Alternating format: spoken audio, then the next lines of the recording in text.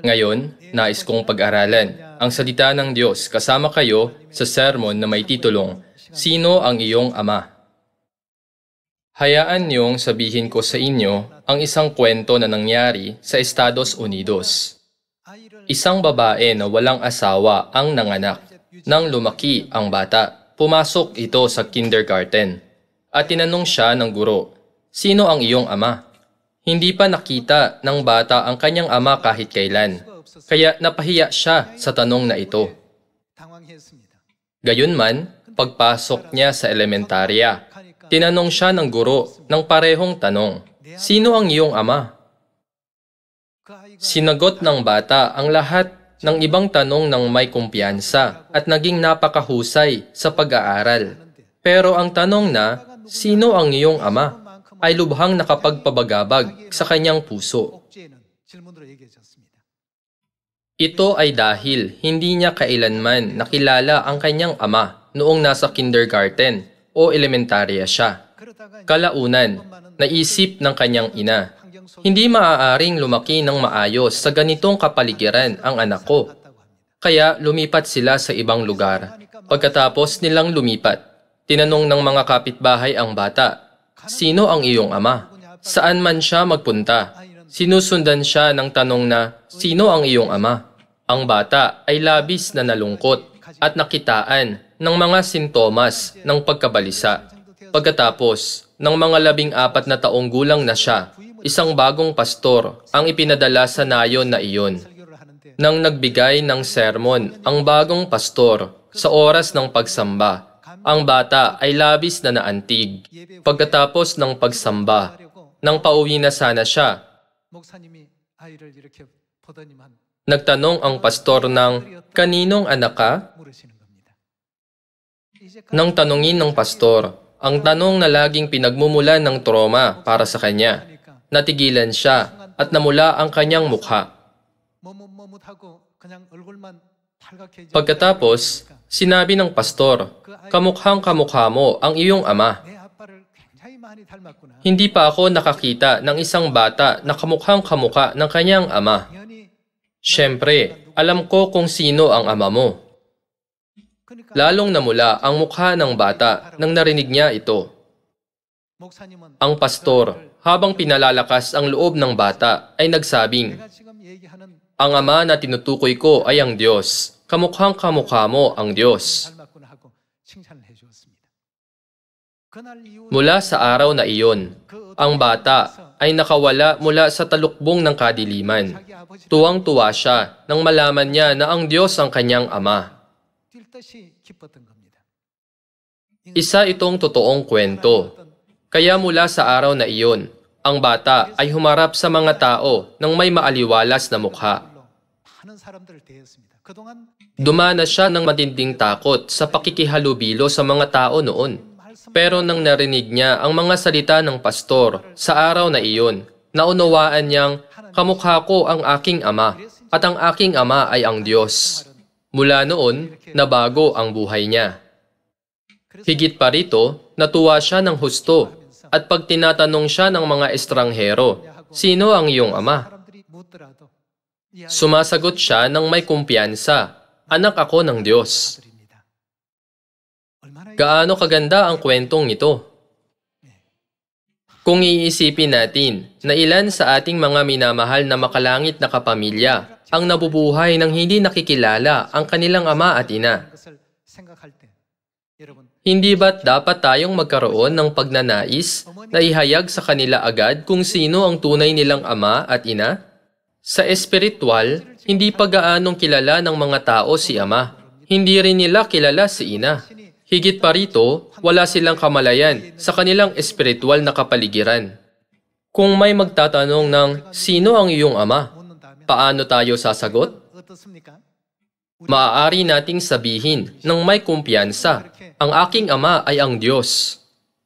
Ibinigay sa atin ni na Ama at Ina ang isang malinaw na patunay.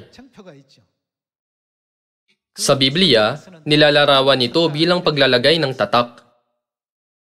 Hindi ba't dapat na ipagmalaki ng lahat ng makalangit na kapamilya ang pangalan ni Ama at ang kaluwalhatian ni Ina sa mga tao sa Samaria at hanggang sa kaduluduluhang bahagi ng lupa?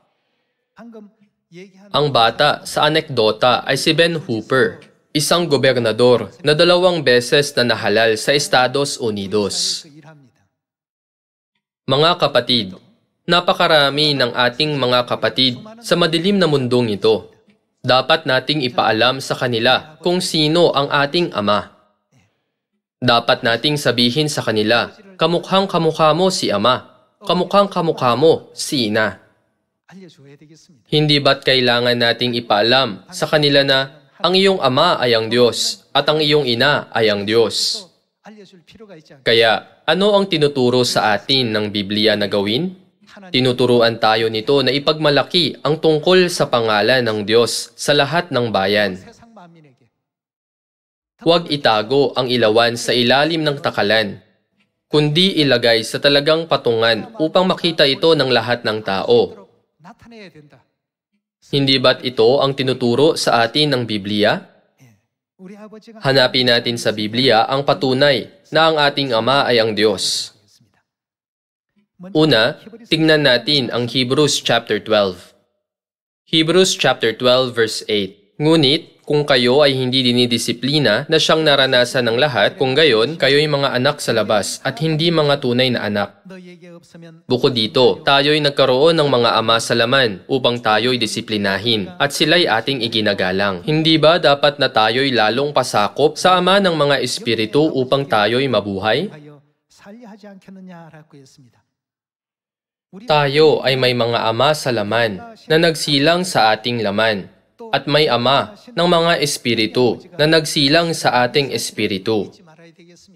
Para maintindihan ang espiritual na mundo, hindi ba't kinakailangang pag-aralan ang salita ng Diyos? Kaya hindi natin dapat na itanggi ang katotohanan na mayroon tayong ama ng ating mga espiritu. Mayroon tayong espiritual na ama at sino pa ang naroon ayon sa Galatians chapter 4? Mayroon tayong espiritual na ina. Kaya, ayon sa 2 Corinthians chapter 6, verse 17 hanggang 18, ano ang tawag sa atin? Tinatawag tayong mga anak na lalaki at babae ng Diyos. Sa mga araw ngayon, iginigiit din ng mga simbahan sa mundo na sila ay mga anak ng Diyos. Gayunman, binigyan tayo ng Diyos ng malinaw na patunay na tayo ang mga anak niya. Nilagay ni Ama ang kanyang tatak sa ating mga noo. Sa pamamagitan ng ano? Sa pamamagitan ng dugo ng Paskwa. Ang mga ugnayan sa pamilya ay nabubuo sa pamamagitan ng dugo. Kaya tinutukoy itong isang ugnayan sa dugo. Tingnan natin ang Exodus chapter 12. Sa Exodus chapter 12 verse 11, sinabi ng Diyos, sa ganitong paraan ninyo kakainin ito, may bigkis ang inyong baywang, ang mga sandalyas ay nakasuot sa inyong mga paa, at ang inyong tungkod ay nasa inyong kamay.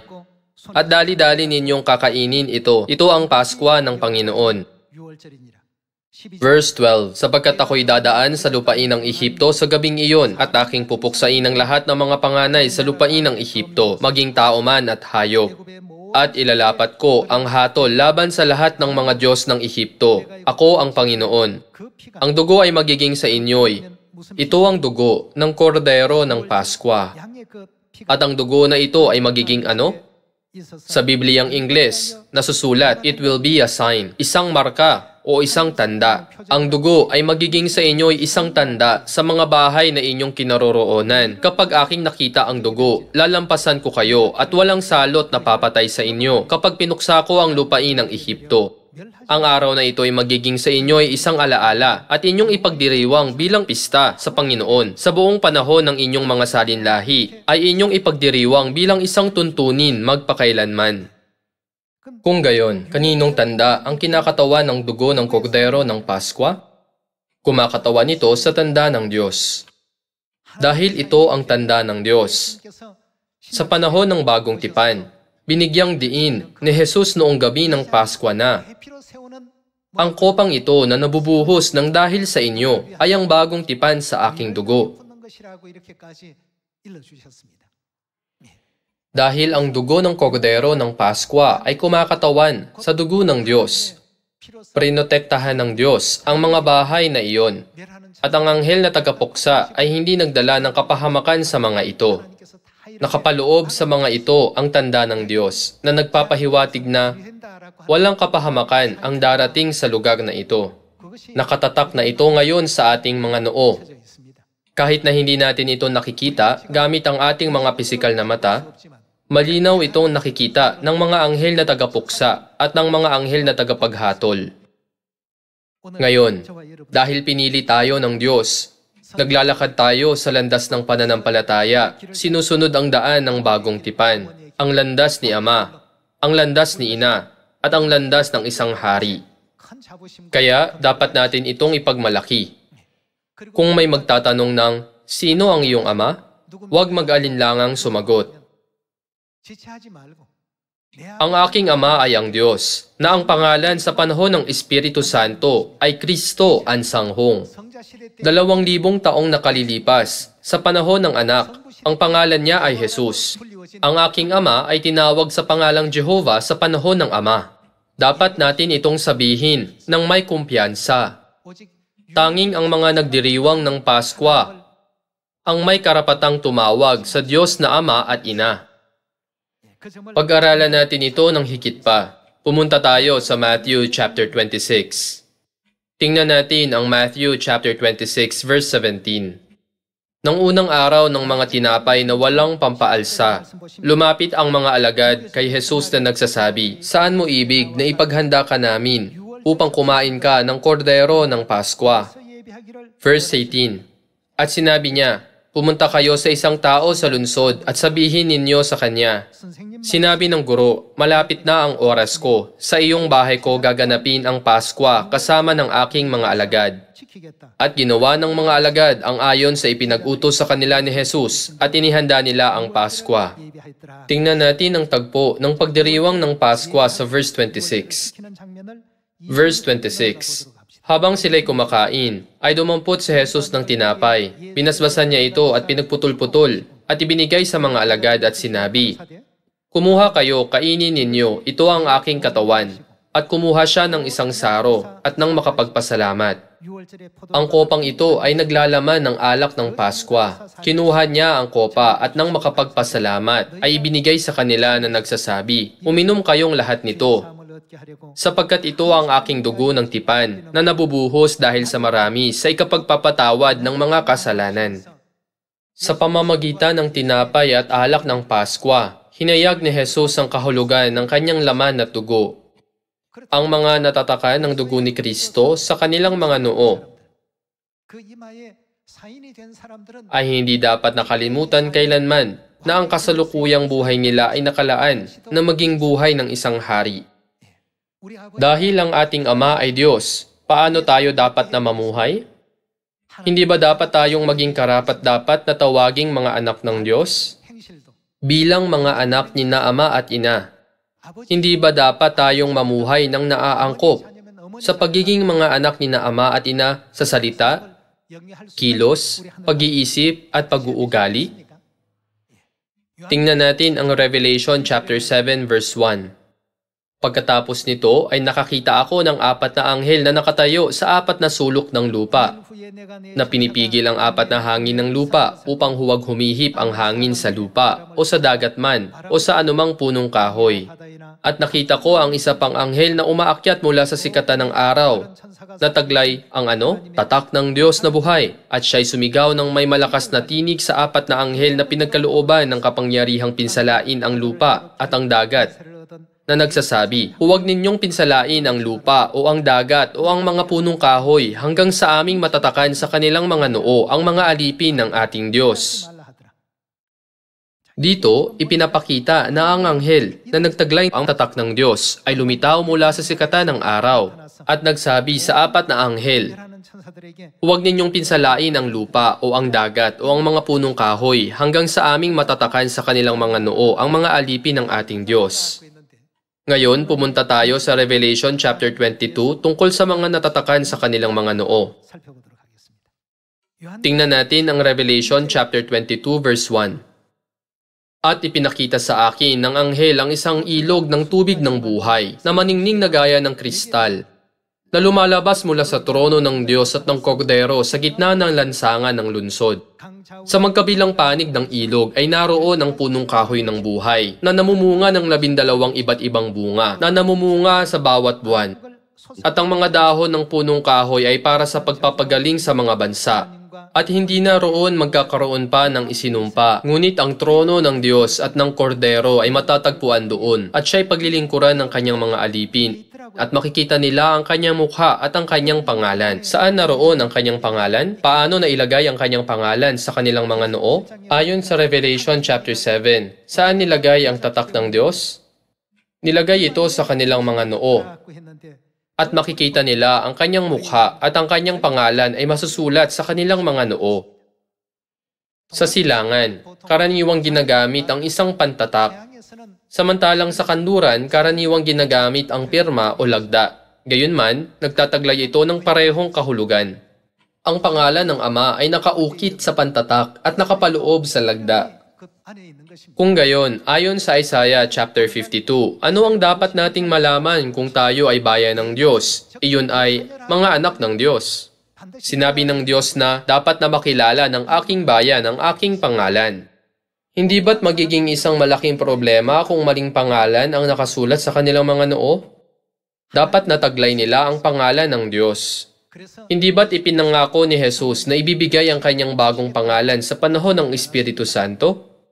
Ang pangalang Jehovah ay mauukit sa ating mga noo sa panahon ng Ama, ang pangalang Jesus sa panahon ng Anak, at ang bagong pangalang Ansanghong sa panahon ng Espiritu Santo. Para magkaroon tayo ng pangalan ng Diyos sa ating mga noo, ano ang dapat nating ipagdiwang? Ang Paskwa, ang banal na dugo ni Kristo, ay dapat na nasa atin. Ito ay dahil ang kanyang dugo ay ang tanda ng Diyos. Kaya patungkol sa alak ng Paskwa, sinabi niyang, ang kopang ito na nabubuhos ng dahil sa inyo ay ang bagong tipan sa aking dugo. Kung gayon, kung ang mga walang dugo ni Kristo ay tatawag sa Diyos na Aba, Ama, sila ay mga hindi totoong anak. Balikan natin ang Revelation chapter 22. Chapter 22 verse 3. At hindi na roon magkakaroon pa ng isinumpa, ngunit ang trono ng Diyos at ng Kordero ay matatagpuan doon, at siya'y paglilingkuran ng kanyang mga alipin. At makikita nila ang kanyang mukha at ang kanyang pangalan ay masusulat sa kanilang mga noo. Hindi na magkakaroon pa ng gabi at sila'y hindi nangangailangan ng liwanag ng ilawan, ni ng liwanag man ng araw, sapagkat ang Panginoong Diyos ang magbibigay liwanag sa kanila, at sila'y maghahari magpakailan paman. Hindi maaaring maghari ang kahit sino lang, kundi tanging ang mga may nakaukit na pangalan ng Diyos sa kanilang mga noo. Ano ang ginamit ng Diyos para masulat ang kanyang pangalan sa kanilang mga noo? Ayon sa Exodus chapter 12, ito ay ang dugo ng Kordero ng Paskwa. Iniutos ng Diyos sa kanila na pahiran ng dugo ang 2 haligi ng pinto at ang itaas ng pintuan, at iyon ang naging tanda. Ang dugo ng Diyos ang nagbigay daan upang lumampas sa kanila ang lahat ng sakuna. Ano ang kinakatawan nito? Kumakatawan ito sa pangalan ng Diyos. Ang mga maghahari, magpakailan paman, ay ang mga may nakaukit na pangalan ng Diyos sa kanilang mga noo. Ang mga walang pangalan niya ay hindi makakabahagi sa kaluwalhatian ng paghahari magpakailan paman. Tingnan natin ang 1 John chapter 2 patungkol dito.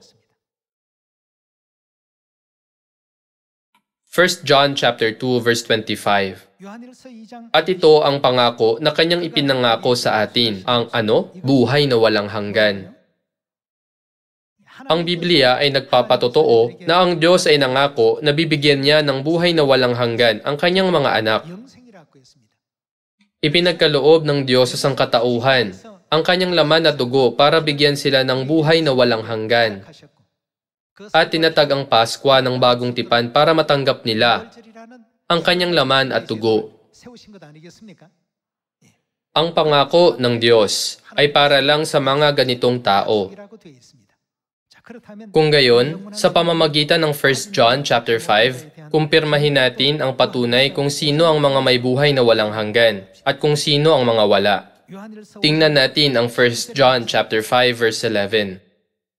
At ito ang patotoo, na tayo'y binigyan ng Diyos ng ano? Ang patotoo ay na tayo ay binigyan ng Diyos ng buhay na walang hanggan. Sinasabi ng mga tao na kung naniniwala tayo, tatanggap tayo ng buhay na walang hanggan.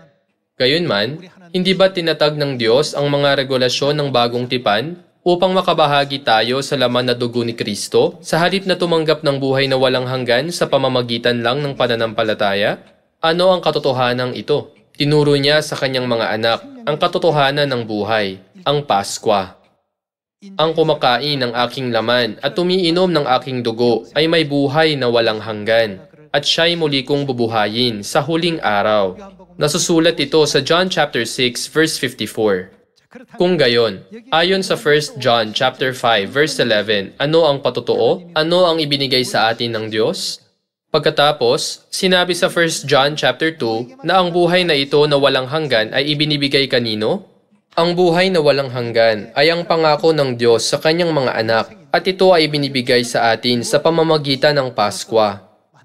Sa Exodus chapter 12, iniutos ng Diyos na ipahid ang dugo ng kordero ng Paskwa. At sa 1 Corinthians chapter 5 verse 7, hindi ba nasusulat na si Kristo ang kordero ng ating Paskwa? Sa huli, ang dugong iyon ang naging tanda ng Diyos. Ito ang tatak ng Diyos, ang kanyang tanda. Ito ang dahilan kung bakit lalampas ang lahat ng sakuna sa atin at matatawag natin ng Diyos na Aba, Ama. Sa Revelation chapter 22, ano ang nasa noo ng mga maghahari magpakailanman?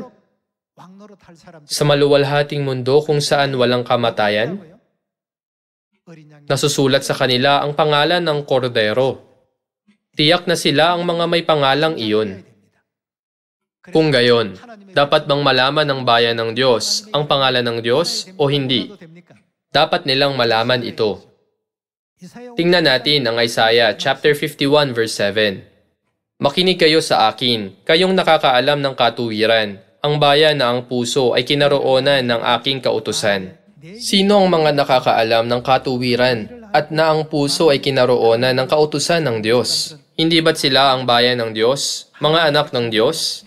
Huwag ninyong katakutan ang pagkutya ng mga tao at huwag kayong mabalisa sa kanilang mga paglait, sapagkat sila'y lalamunin ng bukbok na parang bihisan at kakainin sila ng uod na parang balahibo ng tupa.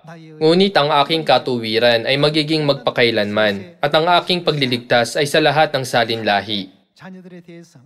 Patungkol sa mga anak ng Diyos, magpatuloy tayo sa chapter 52 verse 5. Ngayon, anong ginagawa ko rito? Sabi ng Panginoon, yamang ang aking bayan ay dinala ng walang dahilan.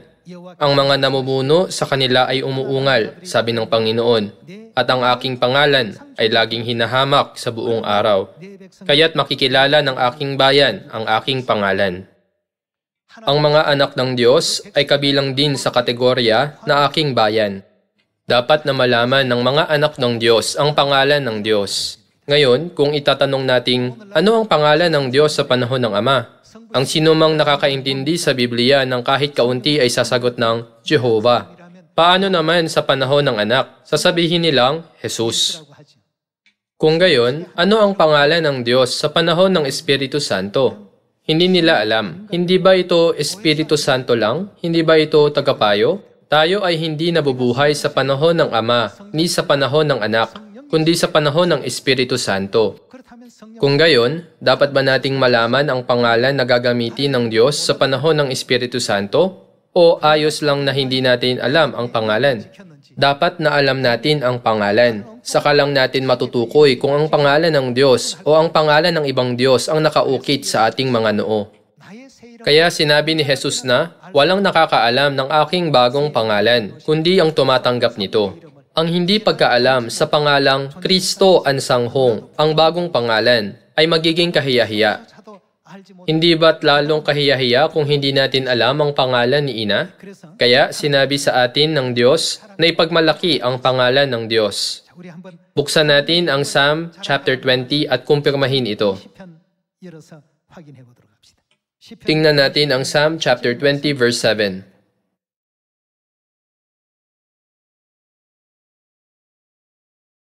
Ipinagmamalaki ng ilan ang mga karwahe, at ang iba ay ang mga kabayo. Ngunit ipinagmamalaki namin ang, pangalan ng Panginoon naming Diyos. Ang pangalang Jehovah, ang tanging pangalan ng Diyos na naging karaniwang kaalaman sa lipunang Hudyo. Mula sa kanilang pananaw, ang mga naniniwala sa pangalang Jesus ay tila kabilang sa isang bagong relihiyon o tila isang erehiya. Ang mga taong kabilang sa Judaismo ay hindi nakaalam na nabago na ang panahon mula sa panahon ng Ama sa panahon ng Anak. Ganito ang kaso ngayon sa panahong ito. Ang panahon ng Espiritu Santo ay nagsimula nang lumambot na ang sanga ng puno ng igos at umusbong na ang mga dahon nito. Gayunman, marami pa ring tao ang hindi nakakaalam na ang panahon ay nabago na. Sa panahong ito, ano ang dapat nating gawin sa pangalan ng Diyos? Dapat natin itong ipagmalaki. Dapat nating buong pagmamalaki na ipaalam sa lahat ng tao sa mundo na mayroon tayong Kristo Ansanghong, ang ating Ama na pumarito sa lupa na may bagong pangalan para iligtas ang sangkatauhan. Gaano katinding pag-uusig ang tiniis ng mga banal ng sinaunang simbahan dahil sa pagpapatotoo tungkol sa pangalang Jesus. Binansagan silang mga erehe. Naging pagkain sila ng mga leon sa mga ampitheatro ng Roma. At sinunog sila na gaya ng mga taong kandila. Sa kabila ng mga ganitong pag-uusig, masipag nilang pinatotohanan ang kanyang pangalan. Tinuturing ang pag-uusig bilang isang kaluwalhatian. Makukumpirma natin ito sa pamamagitan ng bagong tipan. Ang panahon ng Ama at ang panahon ng Anak ay lumipas na. Tayo ay nabubuhay sa panahon ng Espiritu Santo. Kaya dapat nating ipangaral ang pangalan ng Espiritu Santo at iukit ito sa mga puso ng mga tao. Kamukha mo ang iyong Ama. Kaya sa tingin ko, kilala ko kung sino siya. Marahil ang iyong Ama ay ang Diyos. Kung gayon, hindi ba dapat na alam mo ang pangalan ng Diyos? Sa panahon ng Ama, ang pangalan ay Jehovah, at sa panahon ng Anak, ito ay Jesus. Sa panahon ng Espiritu Santo, dumating siya na may bagong pangalang Kristo Ansanghong. Dapat nating ipahayag ng buong pagmamalaki sa lahat ng tao na si Kristo Ansanghong ay ang ating makalangit na Ama. Hindi ba't isa ito sa mga misyon na dapat nating isagawa sa panahong ito? Tingnan natin ang isa pang bersikulo sa Matthew chapter 28. Tingnan natin ang Matthew chapter 28 verse 18. Lumapit si Jesus at sinabi sa kanila, "Ang lahat ng autoridad sa langit at sa ibabaw ng lupa ay ibinigay na sa akin. Kaya't sa paghayo ninyo, gawin ninyong alagad ang lahat ng mga bansa. Bautismuhan ninyo sila sa pangalan sa anong mga pangalan natin sila dapat na bautismuhan?" Pag kinakausap natin ang maraming tao, kinikilala nila ang pangalan ng Ama bilang Jehovah at ang pangalan ng Anak bilang Jesus. Gayunman, hindi nila alam na may pangalan ang Espiritu Santo. Sinasabi nilang paano magkakaroon ng pangalan ng Espiritu Santo. Gayunman, sinabi ba ng Biblia na ang Espiritu Santo ay may pangalan o wala? Hindi tayo dapat na magdagdag ni mag-alis mula sa Biblia. Dahil nasusulat na may pangalan ng Espiritu Santo, tiyak na umiiral ang pangalan nito.